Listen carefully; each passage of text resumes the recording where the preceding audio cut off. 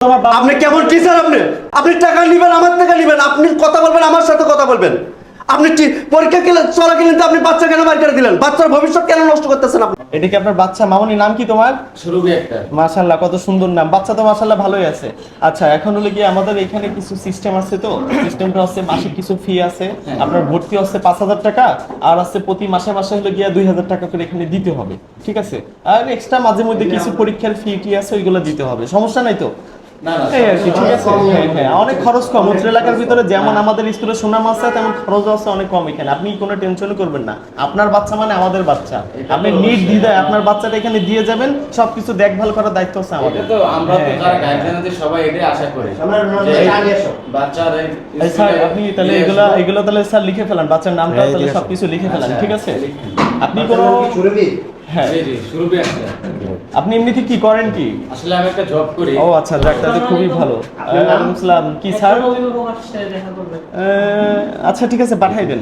আপনার নাম? আপনার কি ক্লাসটা নিয়ে আসছেন? আচ্ছা, ঠিক আছে। ওয়ালাইকুম আসসালামু আলাইকুম স্যার। হ্যাঁ, কি আব্দুল্লাহ, ভালো আছো? স্যার, আচ্ছা, কথা বলতেছি একটু। আচ্ছা, আপনি কোনো আমি টেনশন করবেন আসলে না। এই এলাকায় হ্যাঁ, নতুন আসছি আর জি, কি। জি, আমার জি, জি। চাকরি ট্রান্সফার হয়েছে এই এলাকাতে। তো যার জন্য এখন আপনাদের কথাবার্তা শুনে আমার কাছে খুবই ভালো লাগছে। জি, জি। যে আমরাও চাই গার্জিয়ানরা যে একটা ভালো স্কুলে পড়ুক, আমাদের সন্তানরাও ভালো সন্তান হোক, মানুষের মতো মানুষ হোক। হ্যাঁ, হ্যাঁ। তো যাই, সমস্যা এই নাই। যে দেখেন আমাদের স্কুলে পড়ে বাচ্চাটা, দেখছেন? হ্যাঁ, এই খুবই মেধা। আপনার কোনো টেনশন করবেন না। আপনার বাচ্চা মানে স্যার আমাদের একটু বাচ্চা। চুপ একটু আমার কথাটা বলতে দেন। এই স্যার, এই তো দেখেন না। শেষ করুন, হ্যাঁ, স্যার, হ্যাঁ, শেষ কথা তো বলতেছি আমি এখানে। একটু শেষ আর করুন। স্যার, আপনি তো বিষয়টা জানেন, জানেন নাকি জানেন না? পরীক্ষা চালাতে আমি বাচ্চাটারে যে 3 বছর হলে পড়াইতেছি, বেতনটা আমি তো ঠিক মতো দিতেছি নাকি দিতেছি না বলেন? জি, ঠিকমতো দিতে হবে। আচ্ছা, পরীক্ষা চলাকালীন আপনি কেমনে পারেন? আপনি একটা টিচার হইয়া, আচ্ছা, আপনি স্যার, টিচার হয়ে বাইরে স্যার নিয়ে যা কথা বলেন তো, এখানে আমি গার্ডিয়ানের সাথে কথা বলতেছি। আপনি তো বাইরে যান, কথা বলে তারপর শেষ এসে করে আপনি যান। আপনি আচ্ছা, আমরা ওনার স্যার, সমস্যা পরীক্ষা জানি, ওনার কি বলতে চাচ্ছে ভাই, আপনি বলেন কি সমস্যা আপনার, বলেন। পরীক্ষা চলতেছে, হ্যাঁ। পরীক্ষা চলতেছে। আমি একজন রিক্সা চালক। উনি যেভাবে বলে ভর্তি করাইছে আমাকে, যে কথা বলে ভর্তি করাইছে, আসলে আমি কাজের সাথে কোনো কাজে মিল পাইতেছি না। কেননা 500 টাকা মাসে বেতন, মাসে 500 টাকা বেতন। আমি চিন্তা করছি তখন, আমি রিক্সা চালাই খাই, 500 টাকা আমি দিতে পারবো ভাই, এটা কোনো ব্যাপার না, ঠিক আছে? বছরে বছরে আপনি মনে করেন যে 10টা 12টা করে পরীক্ষা চলে। পরীক্ষার ফি কত জানেন? আচ্ছা, আপনি এত কথা বলেন না তো। এই মুরব্বি, এই যে শুনেন, আপনি এটা নিয়ে পরে কথা বলেন। এই বাবা আব্দুল্লাহ, পরে কেন বলবো? আব্দুল্লাহ তোমার বাবা। আপনি কেমন টিচার? আপনি কেমন টিচার? আপনি টাকা নেবেন, আমার টাকা নেবেন, আপনি কথা বলবেন, আমার সাথে কথা বলবেন। আপনি পরীক্ষা চলাকালীন তো আপনি বাচ্চা কেন বাইর করে দিলেন? বাচ্চার ভবিষ্যৎ কেন নষ্ট করতেছেন আপনারা? আপনি বাচ্চার ভবিষ্যৎ কেন নষ্ট করতেছেন? আচ্ছা, উনি কি বলতেছে এগুলো ভাই? আপনারা আপনি তো ভর্তি করার সময় বলছিলেন যে ভাই কোনো ইয়ে লাগবে না, শুধু 500 টাকা মাসে বেতন দিবেন। সেখানে যে আপনি বছরে যে আপনি প্রতি মাসে মাসে একটা করে পরীক্ষা দেয় ভাই। পরীক্ষার ফি কত জানেন? 2,000 টাকা। পরীক্ষার ফি 2,000 টাকা। বেতন নেওয়া হলে 500 টাকা, পরীক্ষার ফি নেয় 2,000 টাকা। কি ব্যাপার স্যার, আপনি তো পরীক্ষার ফির কথা আমাকে তো একবারও বলেন নাই। আপনি শুধু বলছেন যে মাসিক বেতনটা আর এই যে ভর্তি যে 5,000 টাকা লাগে ওটা দিতে। আপনি তো পরীক্ষার কথা একবার, এই যে উনি বলতেছে প্রতি মাসে 2,000 টাকা করে দিতে হবে। এটা কোন ধরনের নিয়ম আপনাদের? এটা কোনো নিয়মের ভিতরে পড়ে? মানে ভর্তি করানোর সময় এত মধুর মধুর কথা বলে ভর্তি করান, আর প্রতি মাসে 2,000 টাকা করে ওনার মতো মানুষ কি করে দিবে 2,000 টাকা? আমি কেন? আমি তো দিতে পারবো না। ওনার কথা আমি বাদ দিলাম, আমি নিজেই তো দিতে পারবো না। তাহলে আপনারা এটা কি শুরু করে দিয়েছেন? শিক্ষা প্রতিষ্ঠানের নামে আপনারা এটা কি করতেছেন? এটা ব্যবসা খুলে বসেছেন না আপনারা? আপনি চুপ করেন না। উনি যা বলতেছে আপনি তাই করতে। এই হলো সবচেয়ে বড় দালাল। হ্যাঁ, বাসায় যা সুন্দর করে উল্টে আমার ওয়াইফক যা আপা বাচ্চাটা ভর্তি করেন, আমাদের স্কুলটা খুবই ভালো। কিসের ভালো? আজকে এখন দেখতেছি যে এরা পড়ার নামে, শিক্ষা প্রতিষ্ঠানের নামে এরা ব্যবসা খুলে বসে। পড়াশোনা শিক্ষা প্রতিষ্ঠান এটা ব্যবসা করার জায়গা না। এটা মানুষ মানে মানুষ গড়ার কারিগর জায়গা এটাই। হ্যাঁ, গার্ডিয়ান গুলো বের করেন তো এখানে। আপনি চুপ করেন। আপনি প্রিন্সিপাল বলে আজকে আপনার গায়ে হাত দিলাম না, একজন ভদ্র সম্মানীয় লোক বলে। তা নাহলে আপনাকে দুটা চর দিয়ে এখন বুঝাইতে পারতাম। বুঝতে পারছেন? আপনার সম্মানের দিকে তাকায় শুধু এটা করতে পারি নাই। আরে ভাই, আমরা যখন একজন মানুষ, উনি রিক্সা চালায়, ওনার এরকম আমাদের মতো এরকম ফ্যামিলি আছে যারা বাচ্চাদেরকে কষ্ট করে পড়াশোনা করার জন্য না খাইও থাকে। আপনি যদি প্রতি মাসে মাসে যদি 2000-3000 টাকা পরীক্ষার ফি নেন, আর কিসের ফি ভাই? কিসের 2000 টাকা করে ফি নেবেন প্রতি মাসে? কিসের পরীক্ষা?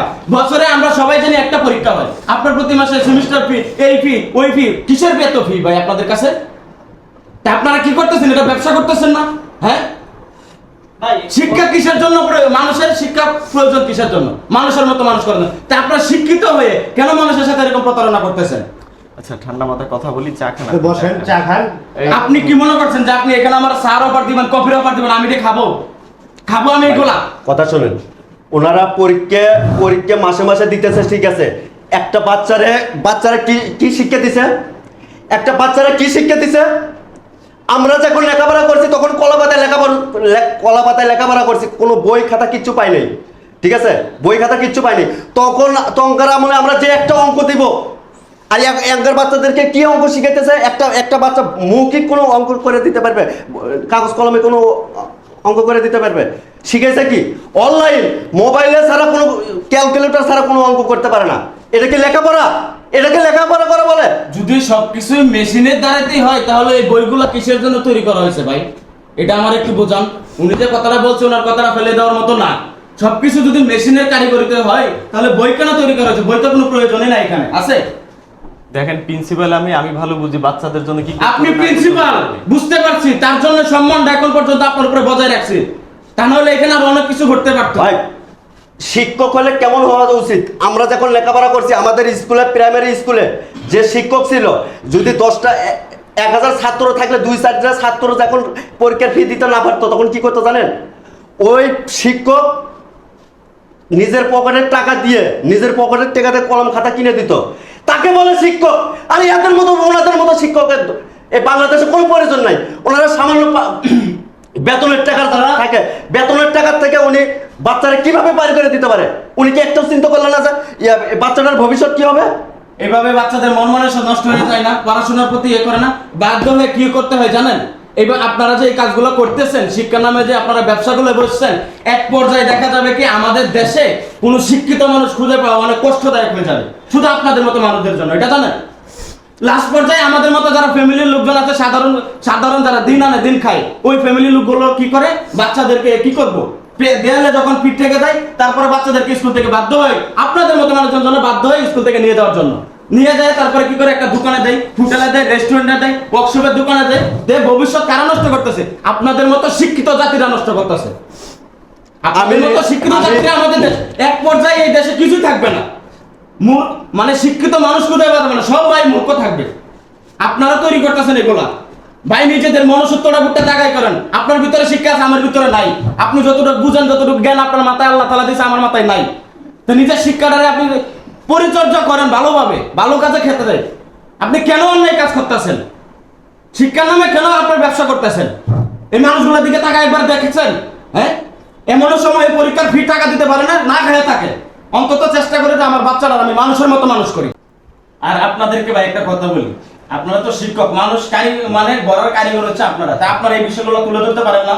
আচ্ছা ভাই, আমরা বুঝছি, আমি সবকিছু বুঝতে পারছি। আমরা যে সব চাকরিটা নেই, এত বড় লিস্ট ধরায় দেয়, সবকিছু বাধ্যতামূলক লেখা থাকে। আমরা প্রতিবাদ করতে গেলে আমাদের চাকরির হুমকি দেয় যে চাকরি থেকে বাদ দিয়ে দিবে। তা অবশ্য ঠিক, আপনি এই কথা আমরা টাকার জন্য কাজ করি, বুঝেন না? চলো মামুনি, এই স্কুলে পড়ানো যাবে না ভাই। আপনারা শিক্ষা প্রতিষ্ঠান করেন, ব্যবসা প্রতিষ্ঠান করেন না। হ্যাঁ, মানুষকে মানুষের নজরে দেখেন। আমাদের কি ছেলে মেয়েদের কি আমাদের কি আশা ভরসা নাই? আমরা রিক্সা চালাই বিলে কি আমাদের ছেলে মেয়েদেরকে আমরা লেখাপড়া করাইতে পারবো না? বলেন।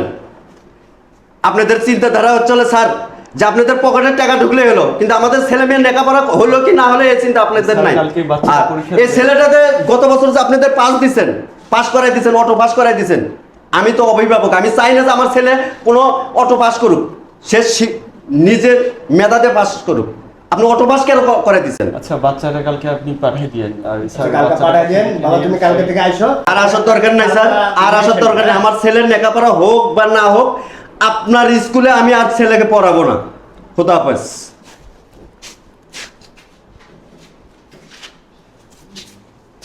আমি আগেও আপনাদের বলছি যে এমন হবে, দেখেন আজকে কয়টা স্টুডেন্ট গেছে, তাতে এখন আপনার হচ্ছে কি প্রতিষ্ঠান বন্ধ হয়ে যাবে, তখন কি করবেন? এগুলা বাদ দিয়া ভালোভাবে শুরু করবেন প্রতিষ্ঠান।